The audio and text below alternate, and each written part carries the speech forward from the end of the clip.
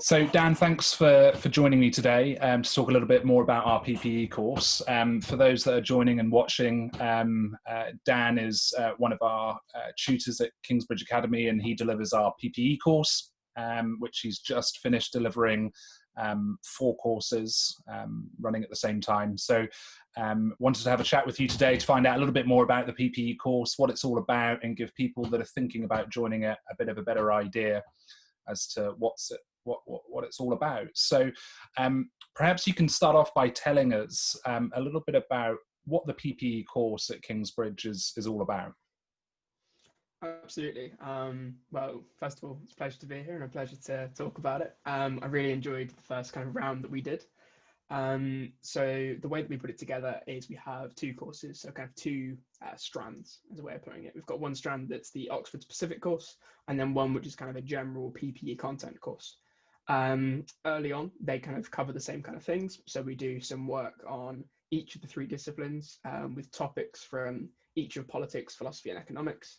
But in the Oxford course, that kind of we change direction around a third of the way through to start talking about the specific Oxford application process, which, if you're unfamiliar, can be a bit of a minefield.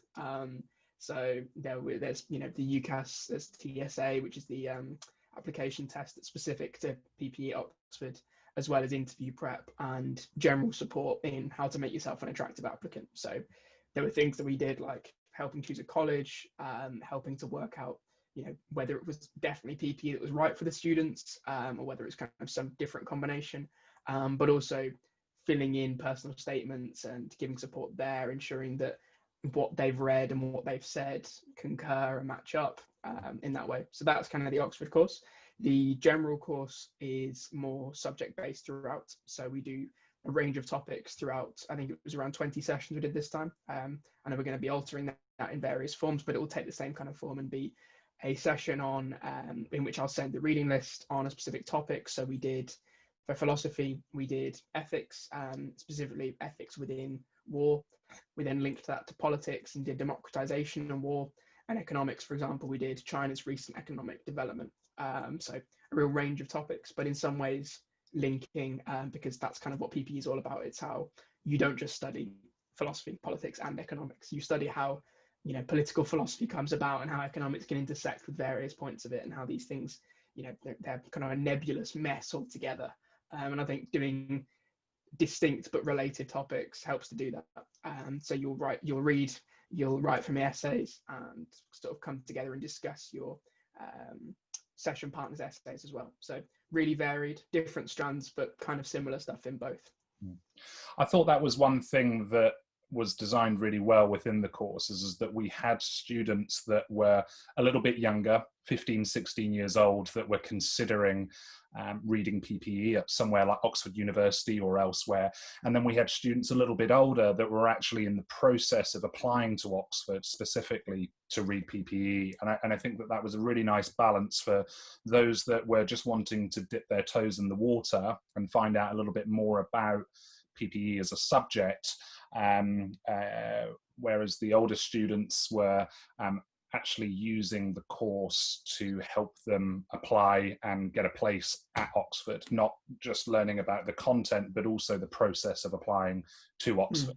TSA, the personal statement, interview, a lot of interview prep went on, didn't it? So I think that for the students that joined the course, I think that the benefits were clear. But in your opinion, what do you think for future incoming students? What do you think the key benefits of this course would be? So I'd kind of split it into 2 things. There are ways that you can see hard kind of deliverable benefits, but you can also see the real development of soft skills too.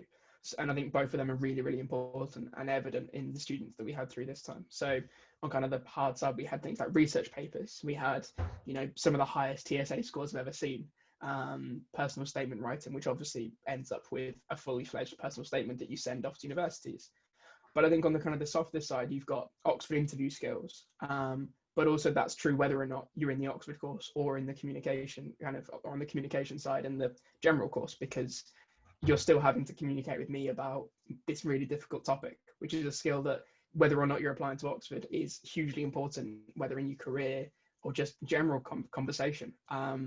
Having to communicate difficult material to each other and to me in often second language is a really difficult skill, and it's really impressive to kind of see students do that and develop that skill as they go.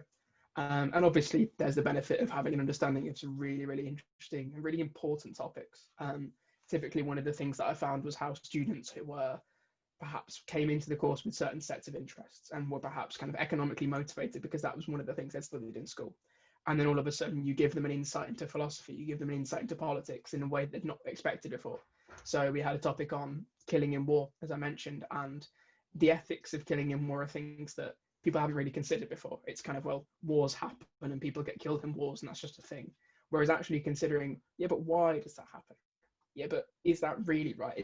Are all wars the same? Do they separate out in different ways? Or, is it better or worse to kill X or Y person based on what they've done in the past or based on what they represent or what their state does? All these sort of things are questions that they've never come across before. And coming across them for the first time set in motion a lot of thought later down the line for them to talk about, well, actually, this is a new interest for me. I've developed something here. There's something new that I can take with me. And perhaps, that changes their aspirations later on. Perhaps it reaffirms them. If you find a topic you don't like, maybe you're kind of, well, I don't want to do that anymore. But ultimately, I think having this exposure to a real range of subjects is invaluable. And you talked a little bit about some of the students on the latest course had achieved some of the highest TSA scores that you'd seen. And similarly, we talked earlier about some of our younger students that weren't quite ready to be applying for university. So a real range of not only ages, but abilities and understanding. What do you feel it was some of the more challenging parts of the program? And specifically, where did any of the students have challenges to overcome or problems during the course? And, how did you deal with that? So it's a fairly demanding course in the sense that you have to produce essays on a fairly regular basis, and that's to reflect Oxford. It's kind of, even in the general course, it's an Oxford taster course to a degree, and Oxford demands of you 12 essays in 8 weeks. So I don't demand that much from students at all. It's about one every 2, or one essay every 2 weeks. But I think that kind of feeling of sort of coming across something that may be brand new to you, having good ideas in a session, discussing them with your class, and then having to go away and make those ideas fit an essay question is quite demanding, because it's just that a task of producing on a kind of quick timescale is difficult. And I think the other thing would be that you are doing really difficult reading. It's really engaging reading, but it's also reading that would be difficult. I'm a graduate now, but some of this reading is still very difficult to me. I don't understand all of it, certainly, but it's, these people aren't communicating with me either. They're communicating with other ridiculously intelligent people right at the top of their fields. We're just sort of listening into their conversations. That's a really difficult thing to do, especially for students that are not even in the application cycle yet for university. But I think the key lesson to improve on that is that you don't need to understand it all when you read.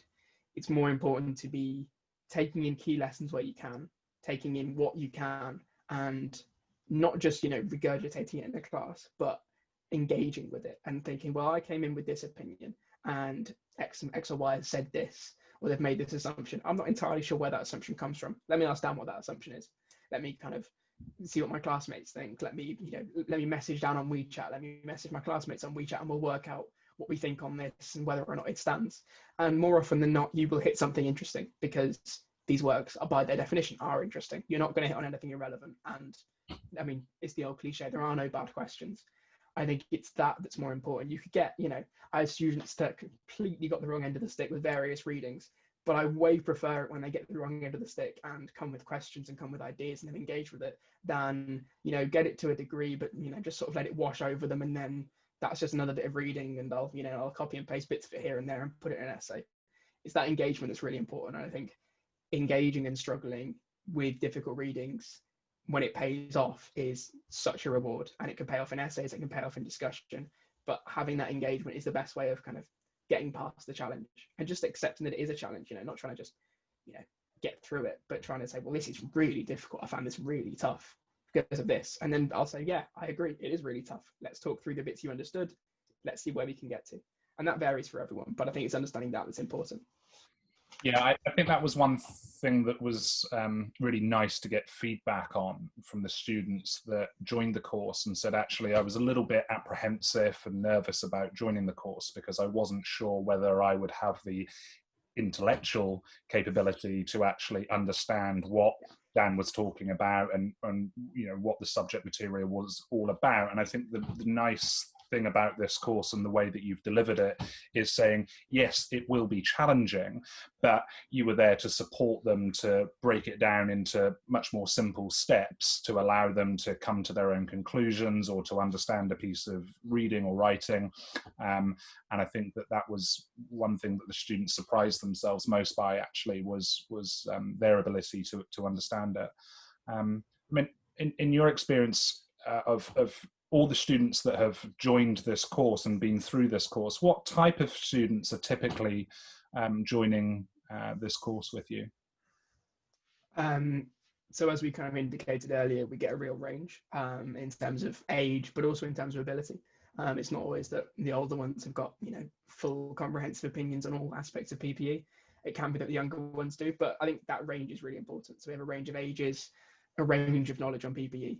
There are some who have never come across any of the three subjects before, let alone them shoved together and talked out by a graduate, right? It's not something they may have come across before. But I think that variety makes it really interesting because we do cater to all, right? The readings are really difficult, but it's not like having read kind of introductions to PPE before, or even having studied kind of to a decent level this stuff before. Even having done that, you aren't going to be at a major advantage or disadvantage because the readings are difficult for everyone altogether. And I think having people who have not come to the discipline before is actually really, really interesting sometimes because they bring a new perspective. If you've been within politics, for example, and you've studied politics, then that's something that's going to influence you in your opinions of philosophy and economics because you're going to take in. But a great example is the word neoliberalism, right? That has so many different meanings. If you're taking it in an economic sense, as somebody who studied economics, you're going to come into perhaps international relations with this idea of neoliberalism conflicting with a completely different idea of neoliberalism, and therefore kind of smashing together and seeing what kind of comes out. Whereas someone who's got a complete blank slate when this comes to this stuff is going to be like, well, this is just basically a new word to me. What does it mean here? It's a new word to me here. What does it mean here? And it could be that the new person actually has a better understanding because these other ideas don't dilute into it. But of course, if you've done it already, in terms of you've studied a bit of PPE, you are going to have a bit of experience in how to read properly, how to write properly, how to link ideas. So I think the key lesson is that we had a range of students in terms of ability, some with extensive, some with none. But nonetheless, because of the way the course is put together, they can all benefit and they all get, a similar level of achievement by the end in the sense of, relative to them, because the discussion, the small class format really puts together to ensure that they all kind of thrive in that environment. And the students that come in with little to no experience of PPE and the students that are much more familiar with it, what would your advice be to those students, regardless of ability and experience? What would your advice be to allow them to get the most out of this course? I think the main thing is, as with anything, you get out what you put in. It's things, like I mentioned, reading the material and being ready to discuss it.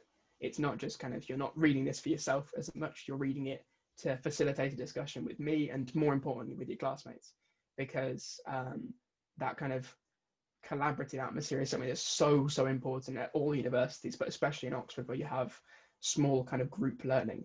It's often your tutor will step back and just let kind of two individuals within the tutorial fight it out with each other on this issue and see what comes out of it. They may direct you slightly, but that's kind of how I've been taught to teach based on that, is that you have the best discussions, you learn the most from each other when it's, discussion. So being ready to discuss, having ideas prepared, but also having the kind of maybe humility sometimes to ask the question that seems a bit stupid in your head, because more often than not, it isn't. You aren't kind of, you are not the finished article, and you won't be the finished article when it comes to the end of the course, but you've taken a huge step academically and be given the skills to kind of improve yourself independently thereafter. So you not only get the kind of the lessons of what the course teaches in a very kind of substantive sense to kind of, here's this topic that you've done and here's an essay you've done, but it's also the softer skills of communication. It's the softer skills of independent research, something that's hugely important in any university, in any kind of even down your career, even if university isn't something you're considering, even further down the career, having independence in looking out for yourself and looking for what the next step in your development is. And students who do the best in this course tend to be the ones that are willing to put everything into it, and therefore they get the most back out of it. Absolutely. And I suppose that the idea is that with many of these students that are joining this course, their intention is perhaps to go on and study PPE at university, whether that be the University of Oxford or elsewhere. And once they've graduated from university, what do you see typically students that have graduated from university who have read PPE, what do they typically go on to do as a career? The short answer is anything. I think it is, I mean, maybe statistically, there could be a couple that are just a bit more varied, but I think it's one of the most varied degrees in terms of graduate prospects, in the world. Any kind of, whether you're doing any kind of PPE as a 3 subjects are doing some kind of mixture of politics and philosophy elsewhere or something. I mean, we boast a huge number of MPs, various prime ministers, both in the UK, but also globally, academia in any of the 3 disciplines, or even kind of sub-disciplines that fly off it, journalism, consultancy, development work, financial industries, the arts, charities, the civil service, diplomacy. I mean, it's just, the list is endless. And I think that's a testament to the kind of the variety of the skills that you develop, and the variety of kind of transferable skills.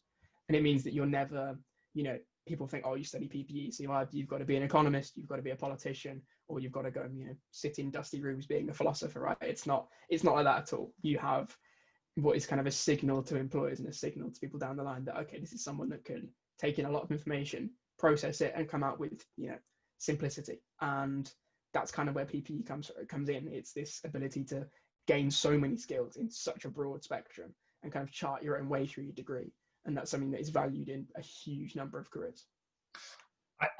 It's funny when I speak with students and they're unsure of what they want to study at university, or they're unsure what they want to do as a career, PPE is such a good option for them in that sense of that it is so varied, not only the subject material that you cover, but just how applicable it is to all the different industries that you mentioned. So certainly any students watching this that are a little bit unsure as to what they might like to do in their career or indeed at university, PPE is certainly a subject worth considering, isn't it?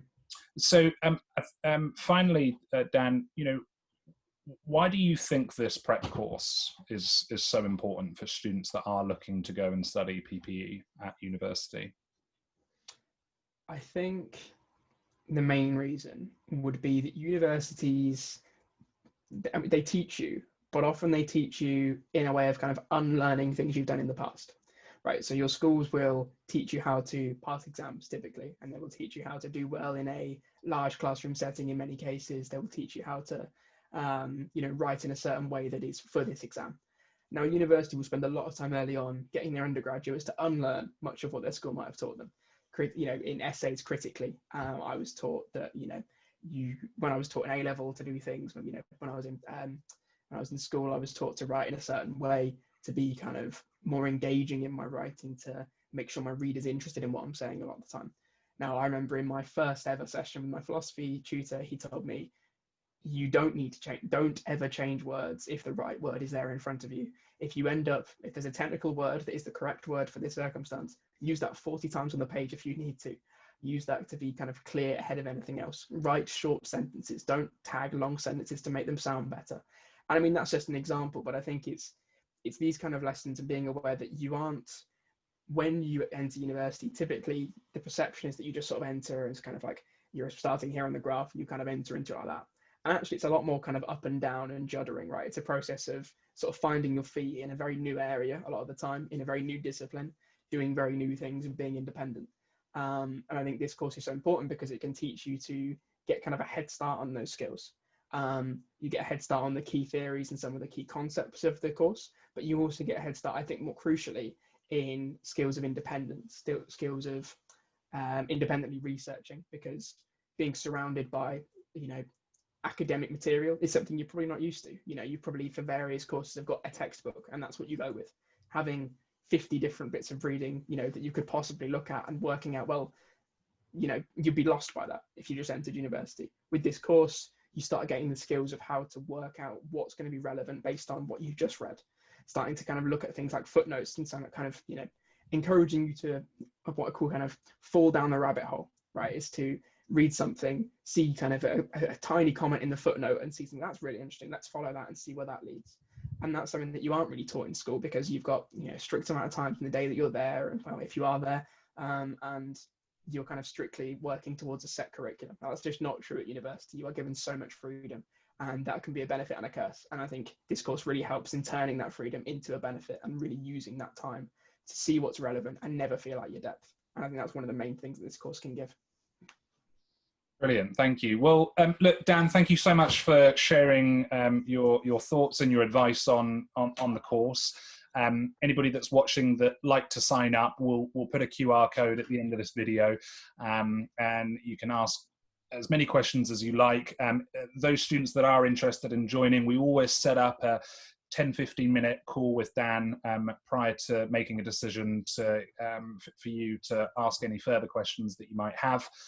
So thank you for watching. Thanks once again, Dan, and we'll speak soon. Definitely. It's a pleasure. Thanks.